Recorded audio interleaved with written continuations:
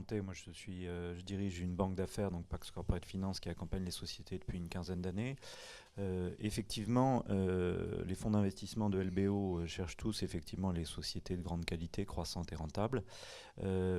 Malheureusement, le stock est limité. Il est limité en France et il est d'autant plus limité quand on le compare effectivement aux entreprises qui existent sur d'autres géographies, comme par exemple l'Allemagne. Mais en Allemagne, le tissu du capital investissement est bien plus faible. Euh, notre perspective chez Pax, et c'est un point important, c'est de se dire, face à cette rareté d'entreprises qui sont qualifiées ou qualifiantes pour faire des opérations massives de capital transmission ou de LBO en règle générale, finalement on peut les construire, ces entreprises.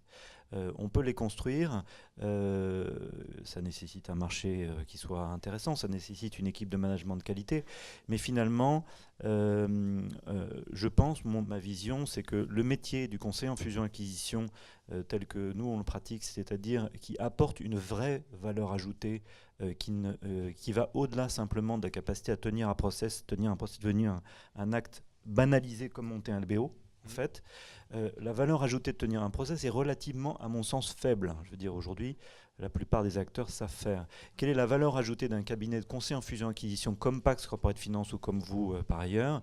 C'est d'être capable de rentrer dans le détail des marchés, de repérer des entreprises qui peuvent être peut-être un peu petites, qui vont faire peut-être, je sais pas, 10-15 millions d'euros de chiffre d'affaires, qui ont un management de qualité et qui ont besoin d'être accompagnés pour faire des acquisitions, déployer des positionnements et acquérir par le développement cette taille critique, cette performance économique qui leur permet de prétendre à faire partie de l'élite des entreprises françaises.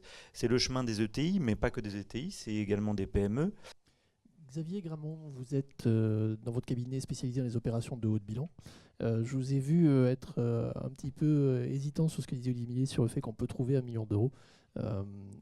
Quel est votre sentiment sur la question? Est-ce que c'est justement, comme le disait à l'instant Adrien Tour, une question aussi de segmentation de marché, de dynamisme de l'entreprise? Comment est-ce que vous, de votre prisme d'activité, est-ce que vous voyez la chose? Oui. Alors évidemment, ça repose que sur les 20 ou 30 dossiers qu'on fait chaque année, mais on voit sur les business angels quand même même en cumulant les business angels, parce qu'il faut voir les business angels sur des petits dossiers, on a beaucoup d'interventions de business angels pour des montants compris entre 10 et 40 000 euros. Hein. Il y a des très petits montants. Et on voit une relative facilité, y compris sur des sociétés dont on n'est pas sûr que ça se formera des licornes de demain, à lever entre 300 et 500 000 euros assez facilement. En revanche, sur le nombre, hein, je parle sur le nombre des sociétés qui dépassent ces 500 000 euros, chez nous, hein, c'est extrêmement rare. Extrêmement rare, c'est-à-dire que voilà, de temps en temps, il y a un dossier sur 10, 15 où on a effectivement une société qui arrive à lever 750 à 1 million d'euros. Mais c'est donc j'ai pas tout à fait la même vision, mais encore une fois sur une vision effectivement très réduite du marché de cette cible justement du million d'euros. Et ce que je constate également, c'est là pour le coup ça rejoint totalement ce qui vient d'être dit sur l'accès aux fonds.